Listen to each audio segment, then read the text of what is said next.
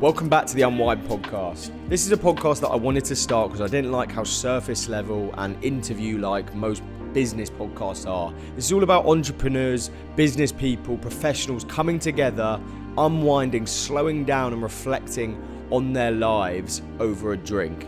That's really, really important. I don't want it to be super formal. I want it to be laid back and transparent.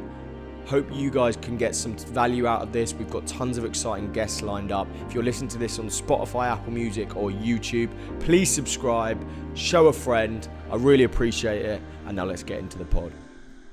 So, episode 1 of Unwind Podcast. I'm Lucas. Again, I would have just done the intro. Again, this is all about out of office hours, unwinding.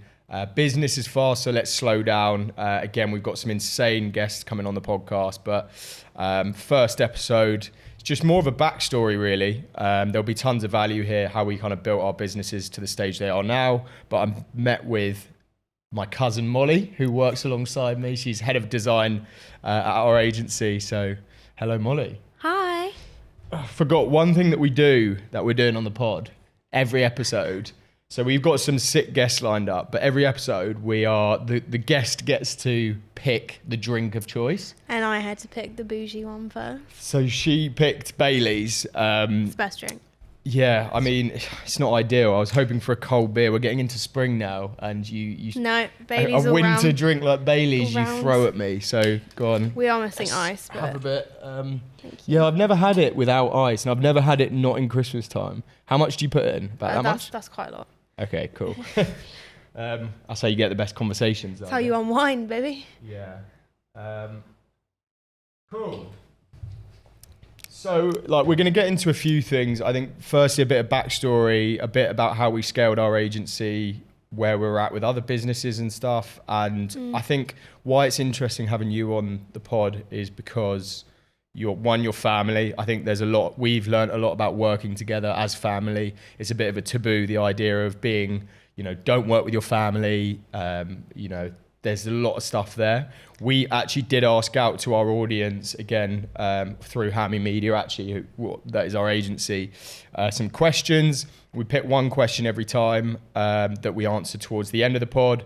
Again, it might be slightly different when we get guests on, but the question this week we'll get onto, but it's to do with family and how you can work well in business that way. So there's loads that we're going to talk about, but yeah, I mean, do you want to ask some questions? I don't know. Well, I think it's just really interesting, knowing you from the beginning, known you for, my whole life, obviously, but there's been some crazy changes even this quarter, crazy stuff going on here. We've grown 300% as a business in the last 3 months, which is so crazy. It's pretty mad. But yeah, basically, I'm Lucas. I'm founder and director at Hammy Media. We're a content marketing agency based in London. There's a team of 10 of us currently. We have other freelancers as well. Outside, but yeah, mainly an in-house team. Office culture is key for us. We've got the best team, haven't we? Yeah, we do. Young team as well. I think oldest member's 28. And then I've recently come on to co-direct another agency for You Advertising, which is the fastest growing TikTok agency in the UK, with the guys that saw with us, Joe, Ollie and Liam. So that's really exciting. That's on track to being the leading TikTok agency in the UK. And then recently as well, acquired 40% of an e-com brand. Wait, how old are you? 26. But yeah, we won't mention the e-com brand name on this, but obviously Molly works very closely with that brand as well. So we can talk a bit about the struggles of starting an e-com brand, because obviously it's very different to an agency. But yeah, that's pretty much me in a nutshell, really, in terms of who I am. You've done a few things. A few. It's quite nice, by the way. It is, isn't it? Yeah. It's very sweet. Warming on the soul. But yeah, I guess talk about you joining the company, because I think that's interesting. Me? So just a bit of context. Obviously, Molly's family, she's my cousin. Well, as kids, we kind of didn't we got on okay, but we kind of... I think we didn't get on because we're so alike. We were the loudest of the kind of cousins, and yeah, we were... There was 4 of us, we were always the exact same. I think the parents always said that we were the ones that were switched because Sophia and Jake are so alike, whereas we were so loud. Yeah. Molly was a little devil child. I used to try and lead the cousins to do things like starting like car boot sales, and we used to do like selling shells on the beach. It's just so funny because like I've said this to so many people, but it's weird knowing that the things we used to do when we were younger, we've grown up to do now. Exactly. It's like entrepreneurial. It's exactly the same. It's like the cliche things though, like every entrepreneur says this, and I hate using the word entrepreneur, but it is a thing where, if you are born an entrepreneur, it's the cliche things such as, selling sweets at school, things like doing car boot sales and all these kind of different elements. And that is something that we actually always did when we were younger. And it's kind of like now it's just the real life version of a lot of that. I know we've grown up to just be the bigger sweet salesman. Yeah. But you also like, obviously you've got a creative eye and so have I, but you're like film and I'm design. You always used to want to film stuff and make like videos and like us doing like crazy stuff like that, and I'd always be the person to make like a poster for like our theatre production. Yeah. So now I'm that. But yeah, well, you made a magazine. Great. So Molly's an insane designer. No. Genuinely one of the most talented designers I've ever worked with. And she made a magazine when she was younger called Mog's Mag. It's so embarrassing looking at it now. But I remember I accidentally dropped it at school once. And someone found it and brought it to my RE class, and it was probably the most embarrassing thing that's ever happened to me. I think I stopped it after that actually, which is a bit... Should have continued. Yeah, I could have been rich now. It's a good mag. Yeah, I remember our granddad, who we'll probably talk about, but one of our biggest inspirations, built a really successful graphic design agency, which is kind of like, in terms of the culture of the business, is what we've modelled it on in a sense, and we'll get onto the culture side in a bit, because it's one thing we really push as a company. And like how your company can build great culture. Again, it's a work in progress, but we feel we're getting there with it at least. But yeah, that's something we got from him. But he would always really support the entrepreneurial side with us. Like I remember he would always buy your Mog's magazine. He would give me £5, like I think it was like a month or every 2 weeks, to give me money for paper and printing. Yeah. And I remember when we did a car boot sale, and I remember we basically picked we would go to my nan and granddad's in Bournemouth, and I would go into their like playroom and just pick out loads of toys without even telling them. We would just go and set up a stall on the street and just start selling their toys that they own. But little did we know that he was calling his friends to actually come and buy stuff, because we would be out for hours and we wouldn't get a sale. Yeah. So he would get people to come buy it for us, or he would buy it off of us. Yeah, his own exactly. toys. So that like massively helped the entrepreneurial spirit, as it were. But yeah, moving on years and years, like you went traveling for a while, you did ski seasons, you did a lot of stuff like that. Busy. I started the business, it was just me for about a year and a half. Didn't really have the vision to I just wanted to follow the happiness at that stage. I think that's one key thing as well with entrepreneurship and with business owners and running a business. If you're in it just for the money, it's not going to go anywhere. Be in it for doing it because you enjoy it. That's absolutely key. If you do something you love, you start a business in something you genuinely are passionate about, it's gonna work. The money will follow later. And I genuinely loved what I was doing, and I was happy the company bringing in £5,000 in revenue a month. And we did that like the first year. I was just happy with that. And I remember Jordan, who's going to be on the podcast next week, Jordan Platt. He was obviously, I did his course and we've become good friends. But when I used to film with him, he would always say, "How's the agency going?" And I always used to say, "Yeah, we're doing 5K a month, but I'm happy with that. Like, I don't want to grow it anymore right now because I'm genuinely content." And then the first lockdown came, and we just lost our whole business. Like almost every client just dropped off, which is pretty natural, I guess. Most of our clients. It must have been so hard, like just going from like being in a content place to just that. I mean, COVID obviously affected everyone massively, but like I remember because I was like with you. I didn't know what you were doing though. Well, You that's just kind heads of down, that's kind of getting ready where for it our again. story, I guess, kind of started, because the business went from being a pretty low key, not much going on business to nothing overnight. High key in the trenches. But yeah, it was like, obviously it was unlucky because we had no e-com clients. It was all like service-based businesses at the time. Mm-hmm. Again, we're more diversified now, but that was like a big thing. So we lost that. Molly was actually in Spain. So you were in Spain for about a year, was it? 3. 3 years? Yeah. Oh, I did not know it was that long. Yeah, I was there for, 3 years. Don't know any Spanish though. So you pretend you do. I pretend. But yeah, so Molly was in Spain for 3 years. Again, we weren't like close at this point at all. To be honest, I've told you this before. I found you slightly annoying. Didn't even want to hire me. So Molly asked me a couple of times about, I want to do Hammy Media's logo. I want to do this. You had a bit of a design background. You outreached to me for the logo, but I did a poor job on my side. I was at uni. I had lots to do. But anyway, so Molly had to come back from Spain because of lockdown. So she locked down I was at my family home at the time when I used to live with my parents. Molly came and stayed with us for like how many months? The whole summer pretty much, wasn't it? 74 days. You remember that? I wrote a diary. We had some pretty crazy nights, didn't we? Yeah. Got pretty fucked up at times. I came out a new woman. It was you'd think that COVID would have stopped me from being a bit crazy, but it's actually COVID that got me down into living in London. Well, I think it like leveled you out because you were a bit of a free spirit before that point, and like you didn't. So then this brings us on to the next part of the story. So Molly then, I gave her a chance. We had some clients that we rebuilt back into lockdown. So then we had a couple of clients again. We were actually bringing in the work then, and I remember bringing on my first employee,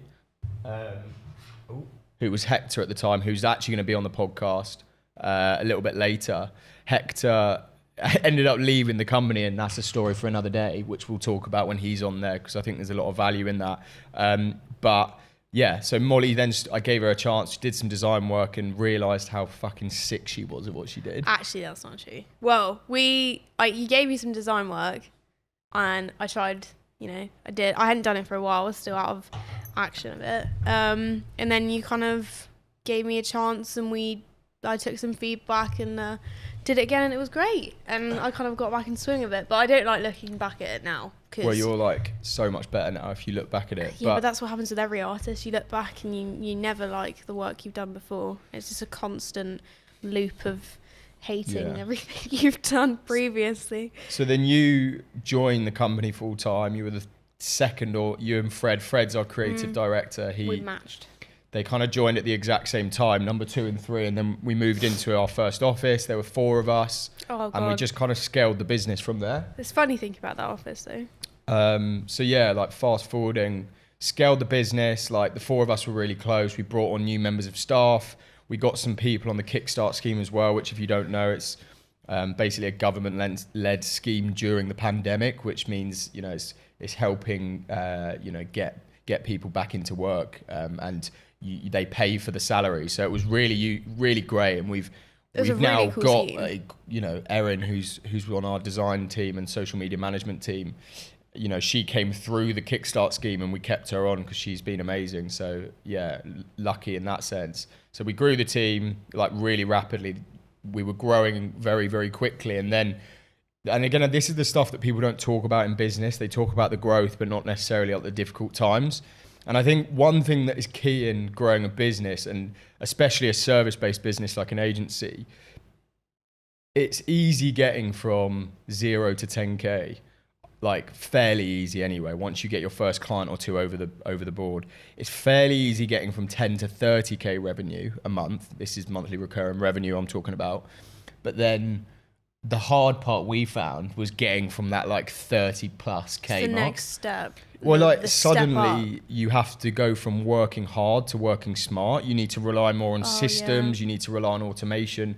Things need to be in place, and you can't just get away with being the wild west. You can you can get advice and stuff from lots of people, but like learning it yourself and like actually going through it, like you learn so much, and just like obviously going back and thinking about like kind of how like crazy the systems were. We didn't have systems before, like, you know, we were doing good work, but it was just the as Wild a Wild company, West. structure just wasn't there. And like now we, you know a lot more, but and we've got a long way to go, but like, well, that's what we'll kind it's of mad looking back at we'll it. get onto that in terms of like some tangible bits of value that people can kind of take away from us getting from that 30+K mark, how we then grew like 300% this year. Because we actually, so Hector, again, he was happy with me talking about this. I saw him last week and he's going to come on the pod. He's now at another agency, and, you know, doing really well, and water under the bridge kind of thing. It was all fine. Good old Hector. Yeah, we were obviously close. So, but it's all good. And, you know, we're rooting for him. He's rooting for us. But he was a big part of the initial growth. He was your right hand man. Yeah, and then he decided to leave the company for another opportunity. And, you know, we had some differences to do with equity situation, which again, I'll talk about when he's on the pod, because I think there's a lot of value there. But then we dropped massively. And I'm happy speaking about the numbers because, you know, I want this podcast to be genuinely transparent, open, and not just be surface level shit. I think loads of podcasts. That's your favourite word right there. Surface level. No. Transparency. Transparent. Yeah. That's what I say to clients. But gotta be transparent. But yeah, so he left, and in December we went down to like 18K revenue a month. And I don't care talking about this kind of stuff. And then we grew, you know, a crazy amount from January to March. Once we basically went back to the drawing board, and there's like 6 or 7 things that we did. Me, you, Fred, you know, there's the team. We just we kind of went back to scratch. We went back to square one. It was just like re-evaluating how everything will look when a cog's been taken out of a working mechanism. Like, how do you go back and start something that he was a huge part? I think a big thing though, and I was distraught when it happened, but I think a big thing is you don't realise that no one is irreplaceable, you know, other than you, of course. Watch your tongue, Nikki. But yeah, so that is a big thing. So once we realise that, and you know, the business keeps going, business moves that quickly. Well, you have to keep going. You have, yeah. And I think as well, and I've said this to him, like, kind of gave me that chip on my shoulder to be like, do you know what? Let's grow this fucker. Yeah. But yeah, so there's kind of a few things that we did. So firstly, we stripped back our offering. So I think if you want a scalable business, you know, in terms of service-based business, you need 3 core offerings max, really. Again, 3 to 5 is okay, but if you want to, you know, simplify things and be really scalable, we had too many things going on. We were trying to do a bit of everything. As a creative and content marketing agency, we suddenly hired a media buyer because we wanted to go into doing e-com ads, but we realized, why don't we just stick and do what we do best? What's that quote? A master of none. No. I know exactly the quote you mean. I can't even remember. That's but so I know the exact quote you mean. Someone tell us, please. But yeah, so I think a big thing was stripping back our offerings. So we realized that what we do best, you know, what were our biggest bottlenecks? We're offering too many things. We couldn't systemize different areas of the business because there was too much going on, and as a result, we couldn't scale them. So what we did was we stripped it back. We had 3 core offerings really then. So we moved to just design. We moved to just design and web products. So that's web builds basically. That was one pillar. Yeah. Then content creation. So video, photography, ads, UGC ads was it again another area, and then social media management. So they were we stripped it back to just 3 core offerings, which meant we could build strong systems within those core offerings that then were scalable. And within that, we now have pod structures. So, you know, in terms of what a pod is, and our consultant helped us, shout out Josh, build this out. But, you know, you have your clear offering, you know, you have your clear members of your team in the pod. So let's say you've got an account manager, an editor, and a cameraman, or, you know, someone on, a director, let's say, and then you know that pod can max out on a certain amount of work, around 40-50% profit margin on that. You know that this service, they can do a certain amount of that work, and then you can scale that so you can bring in a new pod once you've maxed out that one pod. And that is the structure to be as scalable as you can. But that's what we're still working on. God, I've heard the word pod so many times this past month. And then the next thing was increased pricing. So that was, it's an interesting one. Well, it's easier when, you go to new clients. But it's difficult when you're trying to prove to your existing clients that you are worth your growth. It's a hard thing to do, but I think every client that we went to and spoke about our increased pricing, the reason being is because the quality of our service improved. There's more of us as well. They've got to understand that there's more people working on the account. There's the quality of service has improved. The ideas going in. Yeah, so to justify that same level of work, it now costs more. Mm-hmm. And a lot of them do understand that, because if you're offering them the value, then they're more likely to do it. Yeah. Well, I think it talk a bit about and the other thing was getting rid of toxic clients. Oh yeah, I mean, let's not say names, but what was the biggest? Not saying any names. What was the biggest for you toxic client that you any stories that come to mind? I don't think I can say. It's just we can talk about the one story. Well, that the client that tried to poach one of our staff. Yeah, that was an interesting. I mean, that when you text me and told me that happened, it's kind of crazy, because you didn't think it was nothing that I would have predicted that would have been something that would happen to us. It's kind of cool though, because it means that we're doing good. They want us. Oh yeah, more Baileys, please. Do you want to pick it up? I don't want to spill it on our lovely soap. Sorry, carry on. But yeah, like you said, someone tried to poach one of our staff. But it means that we're doing a good job, and they want someone that works for us. Wow, the staff member was clearly doing a good job. Yeah, but basically what happened was the member of staff called me up and they were like, yeah, just to say, and I feel like I need to tell you this, but X-client has come to me. Transparency. Exactly. X-client has come to me and they said, can I do the work on the side, not tell you guys, and do it for a cheaper rate for them on the side, and just pocket the money himself. And obviously that didn't go down too well with us. And yeah, it was a really difficult one. It was a difficult situation, because I don't think it was obviously going a bit deeper with it, didn't really know what was going on with that client. It was a bit sticky situation. Well, I think at the time we needed the client. I think once we got to a point in the agency where we're not at the mercy of the client. The client, we don't need a client. So if they do something like that, you've got to be strong enough at any stage of a business. If a client is being toxic, you don't realise the mental cardio that's taking out of you. It felt like as well, it was proving and showing our team that we don't take that. Our team deserve more respect than what happened to us. It's a difference in moral hierarchy. I think one thing that we spoke about was we have to let this client go, because if we don't, we're telling our team that doing that is okay. Yeah, and them treating us like that would be okay. Yeah, so we're setting the line. We're setting the barrier of what you are allowed, what you can do and what you can't in terms of morality, and that was important. So I remember calling up the client. Actually, it was someone within the organisation who'd done it, and I called up the director straight away and just said, yeah, look, this has happened. Yeah. And yeah, I just kind of said it straight, and it was, you'll never get the trust back after that point, ever. Yeah, I mean, I think obviously there was a lot of little things that kind of added on to it, which made us make the decision eventually that we didn't think that we could continue with them anymore.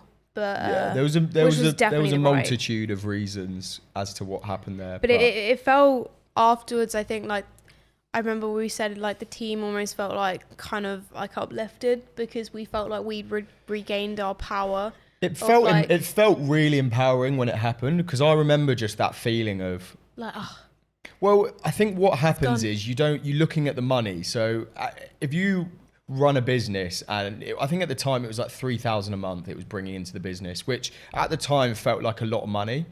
And at the time you're only thinking about that, but the mental strain and what that was putting, the pressure that it was putting on us as a business, and everyone in the team walking on eggshells around them, it just wasn't worth the money in the end. And as soon as we pulled away from that relationship, it felt like a breath of fresh air. Yeah, it felt like, we didn't have to put up with that shit anymore. Yeah. So that was it. So double down on systems.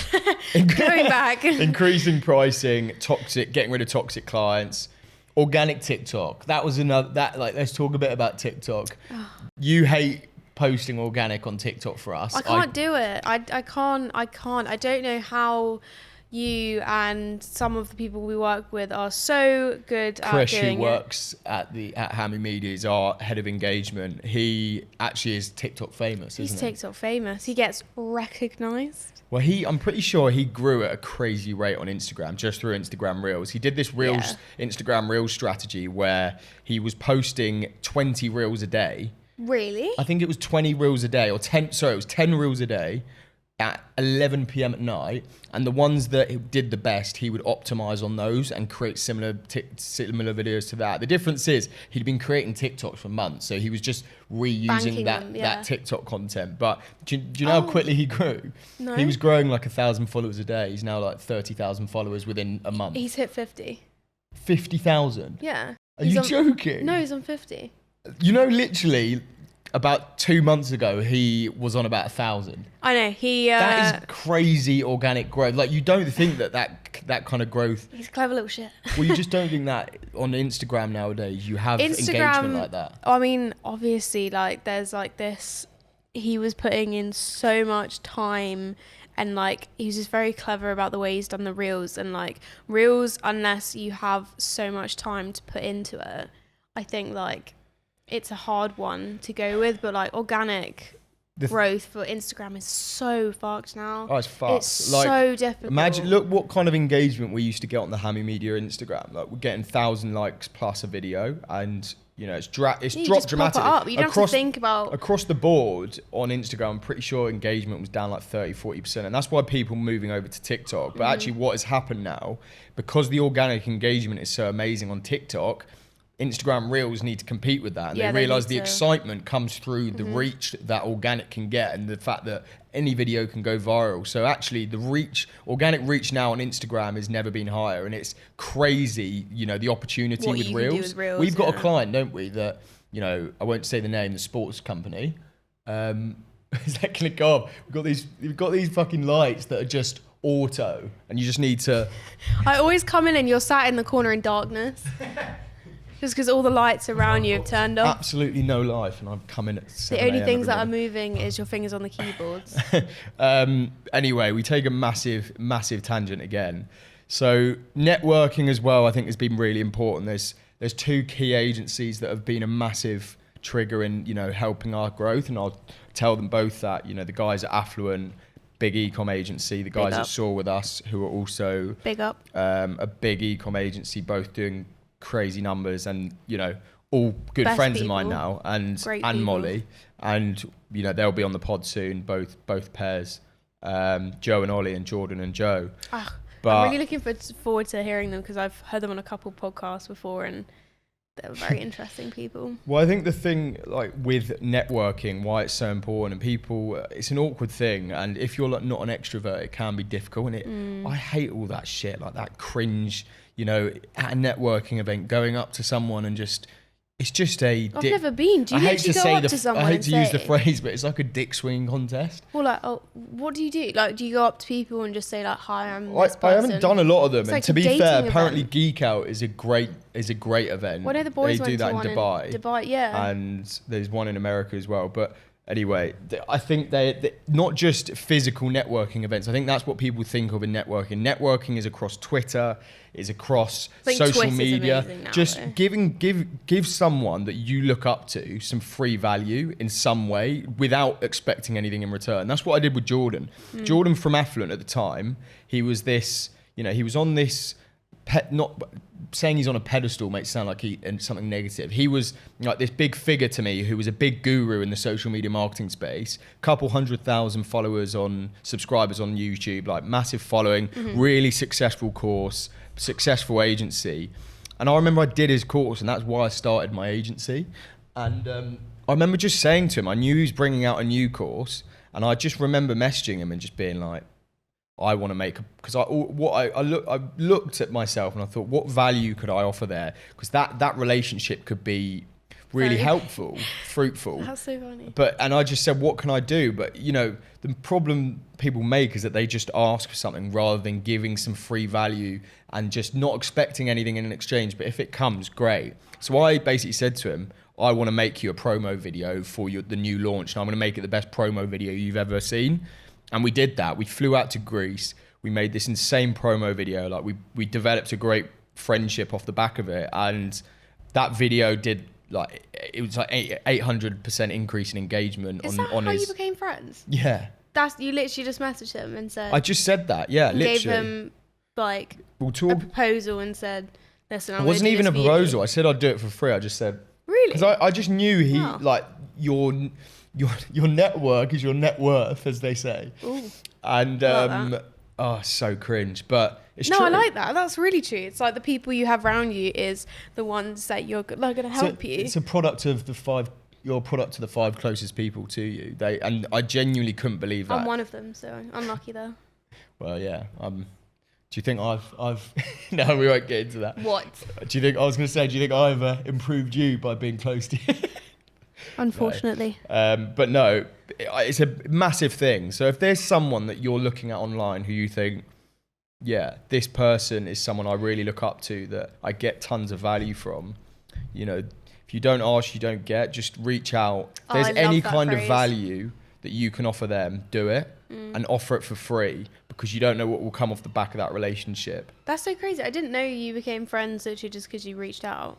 I thought you and look what that's brought about. Like, you know, not only great memories, you know, I've done. Well, we got great connections now. Yeah, and I learned a lot off him and Joe, and they're great friends and they help us, you know, business partners in many ways. Yeah. So yeah, that's another thing. I think hiring slow and firing fast, just going back to the list, is another big reason why we were able to scale as we did. You know, genuinely, it's so important. Hiring slow. I mean, we've used recruiters before. Fucking expensive, by the way. You know, genuinely, Krish.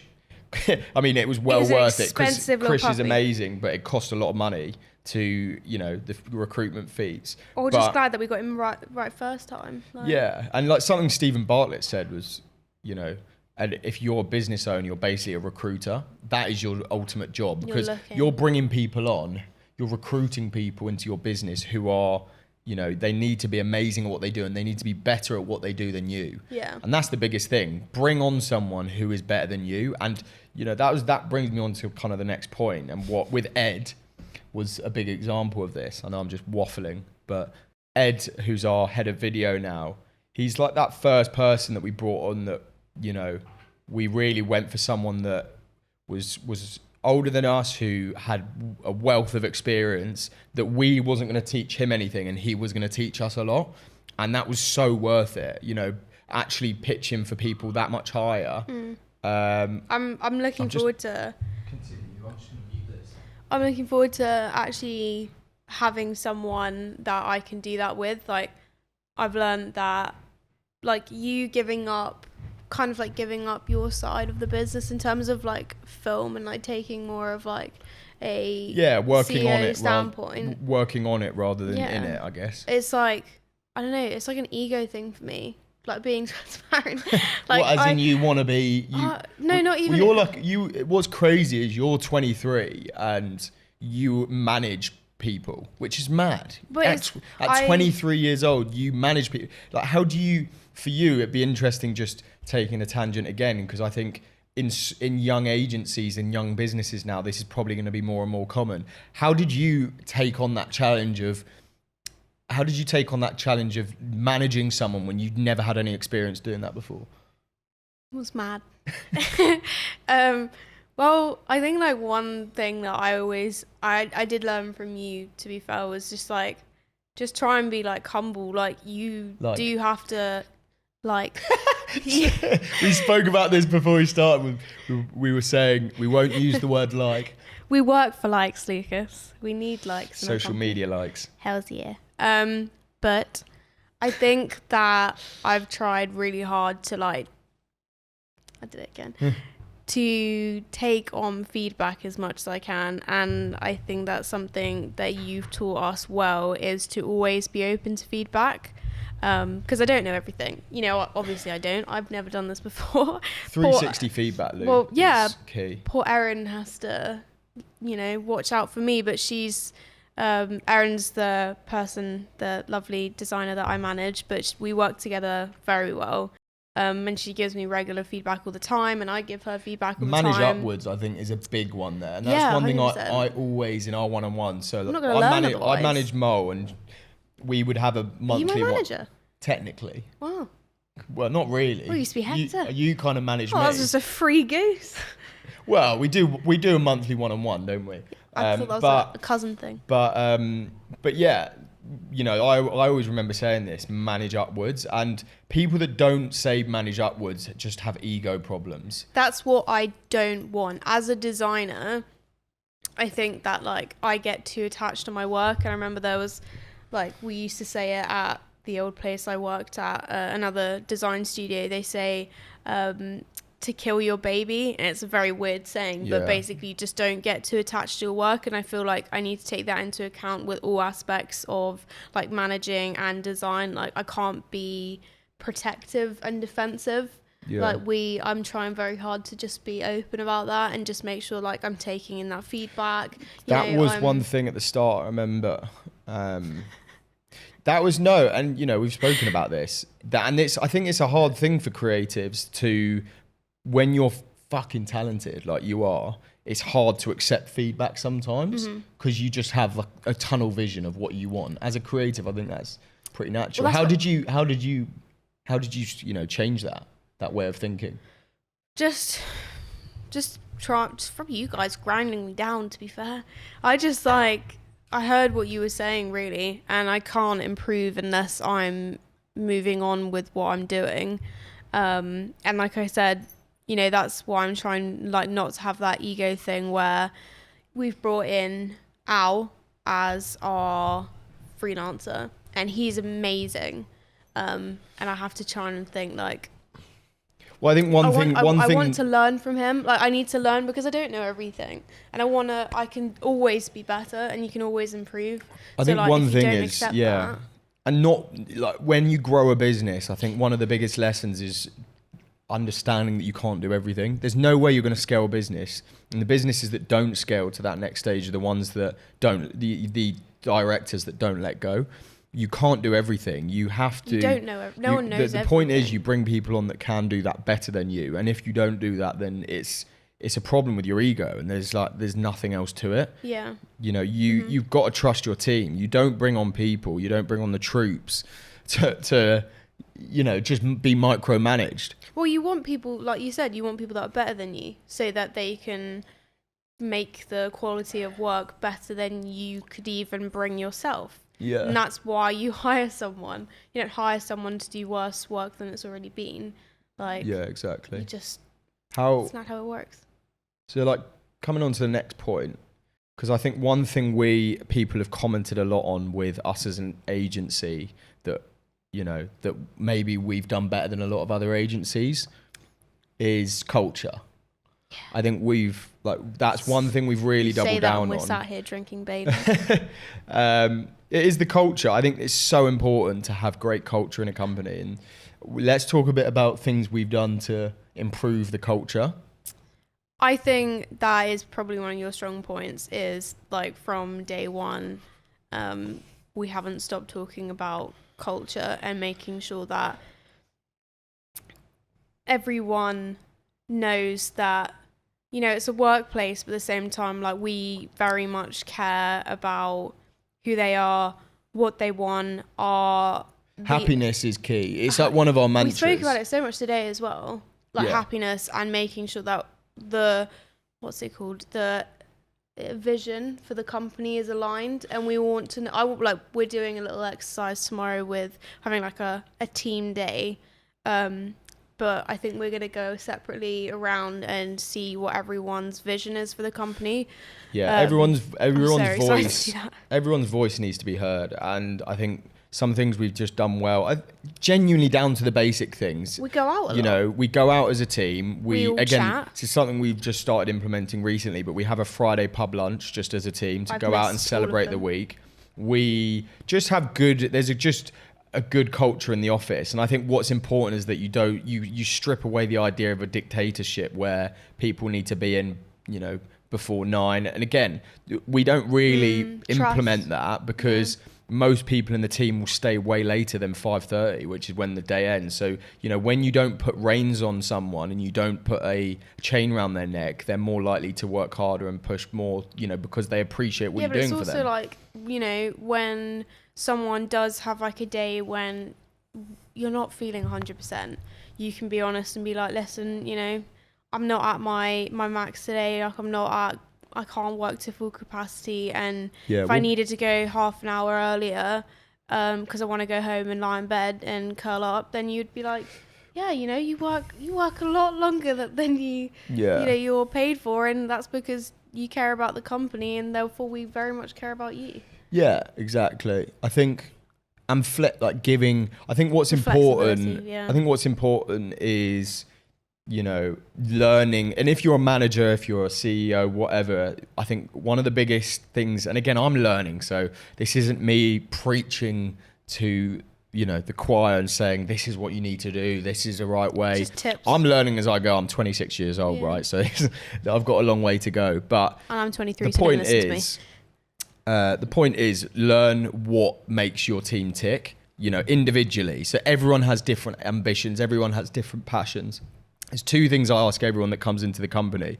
It's, what is the end goal? Like, where do you want to get to? What do you love doing? What do you enjoy doing? Because if we can reverse engineer how to get you there, there's more likely there's going to be longevity in your role at the company, and you're going to be happy in what you're doing and therefore do a better job for the company. The second thing is find out what motivates them. So, some people are motivated by money, and that's it. They just want... That's a good question. They want to grow. They want to just... the rapid salary progression. Like, some people want that. Some people are more motivated by flexibility, like you. So I think that it's hard because I'm motivated by both. Everyone loves money. I love money. You can't. But I think that's one thing that me and Molly have gone through. And again, we've had ups and downs with it. And funny enough, this is Molly's first day in the office. She's been working remotely in Sri Lanka for the last 5 weeks. Woo. So talk a bit about that, why that came about, and how we dealt with it. Because we learned that we learned with you that flexibility was something that motivated you. And I knew if I could let you work remotely for a period of time in the year, I know it would really not make you just respect the business and me, but it would make you want to work harder because we're actually listening to your needs. Yeah, it's like it's the give and take, isn't it? Like, that you give me those opportunities, so I know that I put everything else into it. I found, working remotely is different for everyone. Some people can and can't do it. Some people like being in the office, but it was amazing. I did love it. Though we did find some hiccups with Wi-Fi. Board meeting. We're about to have a board meeting. We had 10-hour power cuts out there. It was kind of crazy. Well, talk a bit about how it came about and how did we as family, how did we deal with that? Stress the family. It came about just because it was something that I've always wanted to do, and obviously as my cousin, that it's something I've always wanted to do. I've always want to travel, and I've always been traveling, and it's what motivates me in life. I want to go everywhere. I want to see everything. But we dealt with it, I think, it was in hard. As best ways I'm not we gonna. could. Yeah, I think we can both knows. agree that it was a hard thing for me. It was a hard thing for you, for us to work out how it was going to work, and there were definitely moments we had where we fell out over it. Not fell out, I would say, but maybe bickered about it. I think it's just because it's not you know, it's not a great situation to go to your boss with.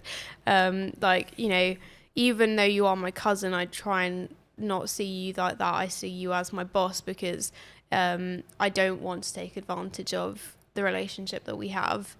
And I tried to, you know, you were very, you just listened and I told you, and then we spoke about what we wanted, and I think we came to a good little agreement, but it's a give and take, you know. And well, like, you proved that it can work. Molly worked really fucking hard when she was out there.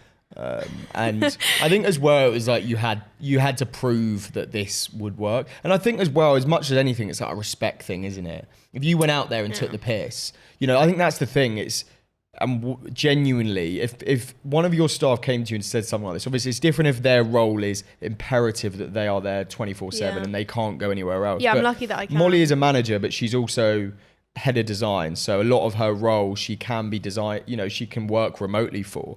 So like, if don't just put reins on your team. It's all within reason, right? There's got to be give and take, but I think if you can let your team do what they want to do and adapt to their life, they will stay with you for far longer and work 10 times harder because they know that you're giving up a lot for them and they'll give up a lot for you in return. Yeah. I'm stuck here anyway. It's you. But we did always have, you know, slight tangent, but we had a rocky start, and that maybe we talk now about the question that, so we basically every episode there's one question that we're gonna take from our Instagram, and I said that me and Molly were on the first episode, we're family, so we said if there's any business owners out there or anyone that has a question related to family that we could answer as two people that have gone through it, had ups and downs in that situation, we'd like to answer it. So do you want to read out the question? Okay, not wearing my glasses, so. I've hired my brother, and as much as I love him, we argue all the time. He seems entitled and doesn't take me seriously due to our family relations. This isn't me, by the way. How do you get over this? Yeah, so... I think, again, like everything for us has been like a learning process, but... Because you kind of had that at the start with us, didn't you? In a way, like I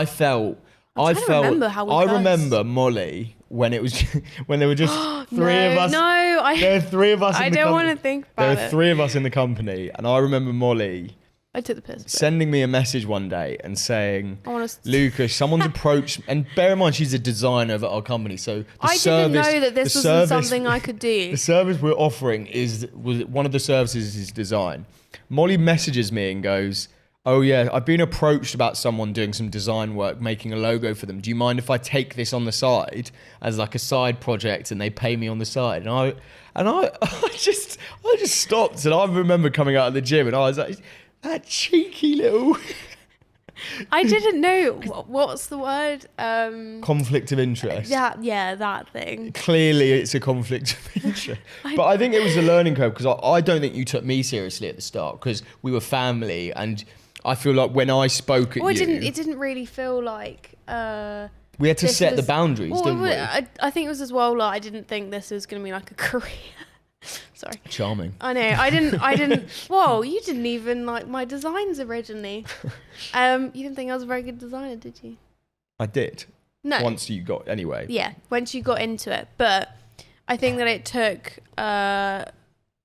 it took looking back at the situation and seeing it from, instead of being a family member, this is a thing that I can really do and work towards, and I wanted it to be my future, especially because of like having a family business that obviously my granddad ran the family business. Some insane stories there. He's worked with some crazy people, but anyway, story for another day. There's some really good stories there. But yeah, I think it took looking back and like understanding that. The best thing, I think what happened, so I think what we did was, right, Molly joined the company, and at first she kind of didn't, we would just go back and forth. We would clash horns consistently. And, you know, similar to this person asking this question, the thing I would do and what we did, I just sat Molly down. I said, look, Molly, remember I wrote out an email because I couldn't articulate myself properly, and I wanted to just write out my thoughts. And I just read her the email. I remember.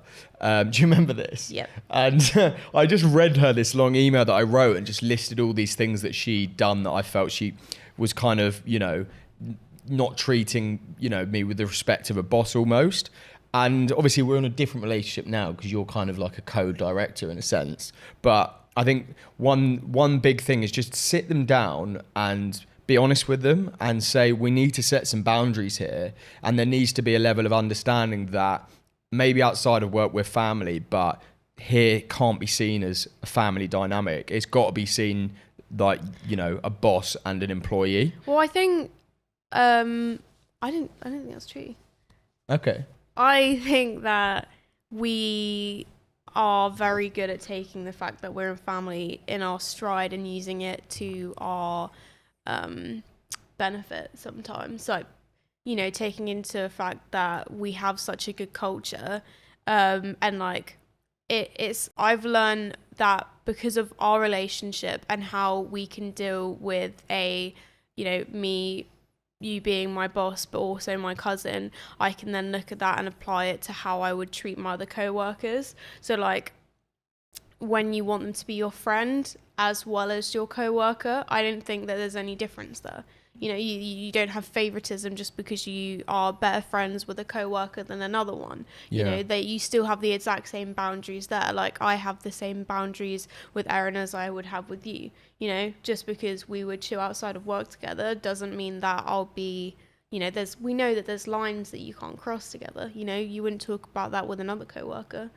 Yeah. So I've kind of thought about it like that. Yeah. I think that's, very well said. I haven't thought about it like that before, but yeah, it's a good point, I think.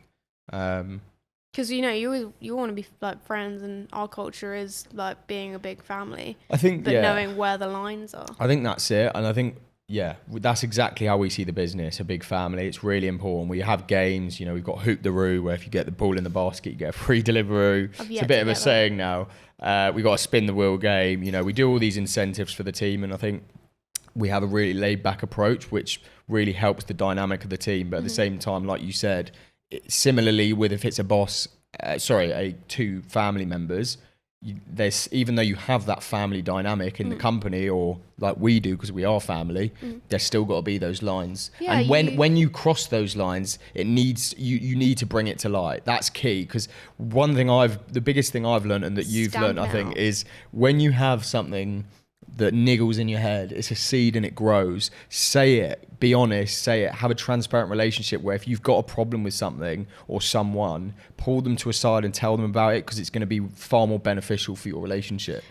But also like, I am a very defensive and I wouldn't say argumentative, but I'm quite like a fiery person, and like coming in a way that it's just like very calm. I think like the way we speak to each other now is quite calm and formal, because like when you are in an emotional like relationship, obviously like there's so many emotions, we've literally grown up together. If you do bring in that and you're not speaking from a calm perspective, then it can just kind of go tits up. Yeah, and don't get me wrong, we fucking bite each other's head off sometimes, but that's natural. Yes. But I think that's a great point. And I mean, it's never going to be perfect, but like just keeping it in mind that, this is just because like, it's like fighting with a brother, isn't it? Like, yeah, for sure. You're never going to get anywhere if you're just like shouting at each other. That's not the point. Anyway, I think we've kind of wrapped up there. It's a nice way of rounding that up.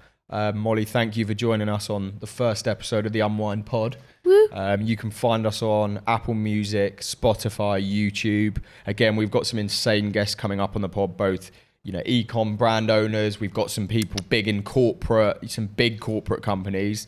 We've also got agency owners, business partners, some insane guests coming. So I'm really excited for the pod. And business is fast. We slowed down and unwound. So thank you guys for watching again.